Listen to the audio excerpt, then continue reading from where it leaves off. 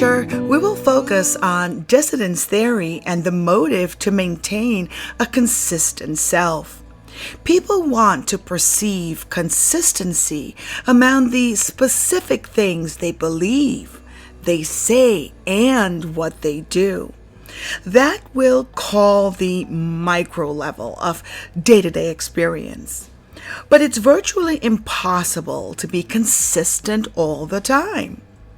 Cognitive dissonance theory explains how people react to these micro-level inconsistencies in their behavior and in their thoughts.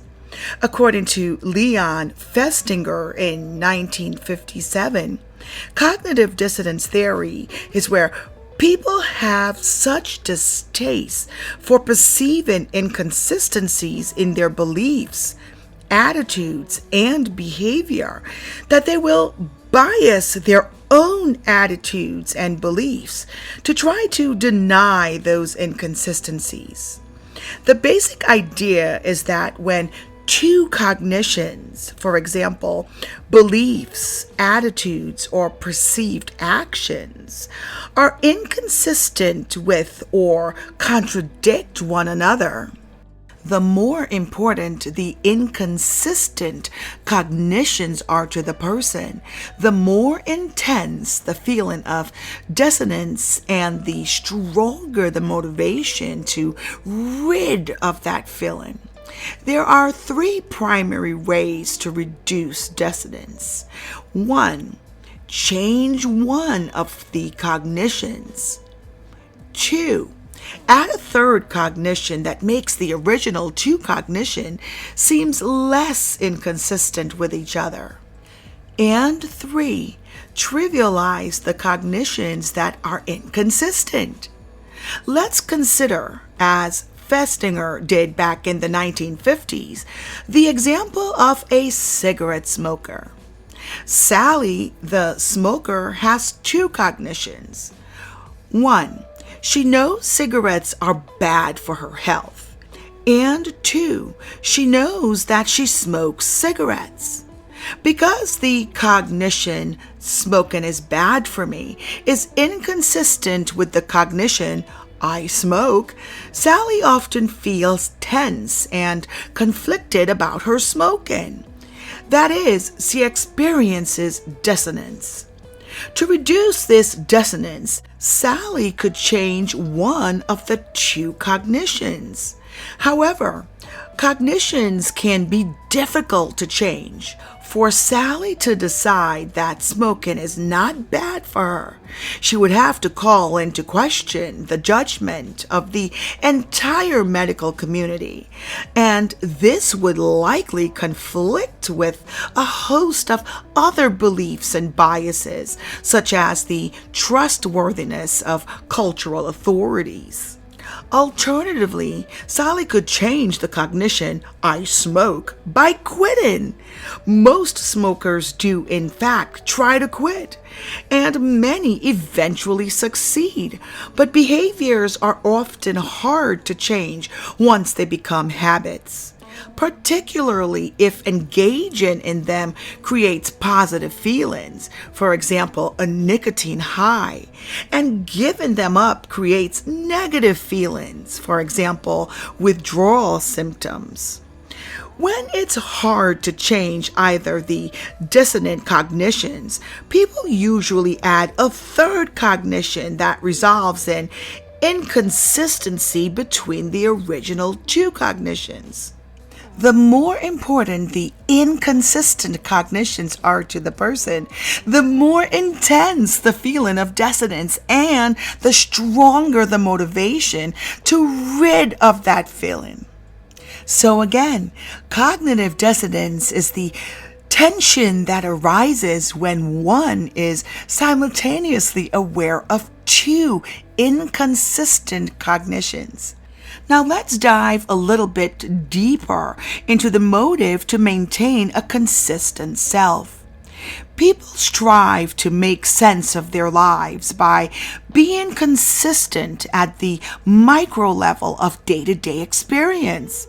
But consistency from the broader macro perspective is essential to understanding the whole picture. Cognitive dissonance theory explains how people minimize inconsistency between their cognitions. Research using the free choice paradigm shows that after people choose between two alternatives, they reduce dissonance by emphasizing the positive aspects of the chosen alternative and the negative aspects of the rejected alternative. Research using the induced compliance paradigm shows that when people perceive insufficient external justification for choosing to say or do something against their initial beliefs, they change their beliefs to reduce dissonance. Now, dissonance increases with less external justification and more perceived choice, commitment, and foreseeable negative consequences. In cultures that value independence, public displays of inconsistency arouse more dissonance because harmonious relationships are so valued. When faced with an apparent discrepancy between past behavior and a currently advocated position, people engage in behaviors to reassert their commitment to the recently advocated position. Now, after working hard for a goal, people justify the effort by convincing themselves the goal is valuable. When a minimal level of external justification is used to determine behavior, people will internalize that they don't want to engage in the behavior anyway.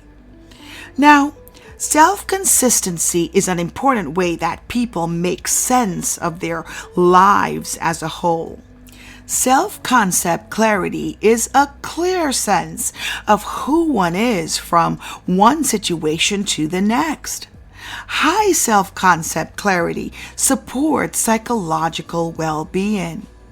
A complex self-concept, as defined by many distinct roles and activities, may be a buffer against stress if those aspects of self are freely chosen and controlled. So again, one theory is that our attitudes change because we are motivated to maintain consistency among our thoughts, known as cognitions. And cognitive dissonance is tension that arises when one is simultaneously aware of two inconsistent cognitions.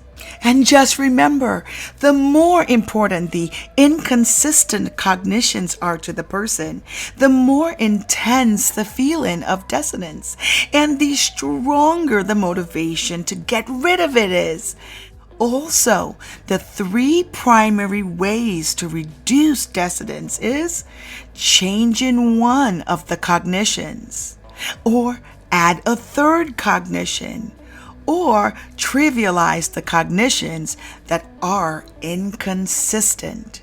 In my next lecture, we will focus on social influence, specifically on genes, culture, and gender.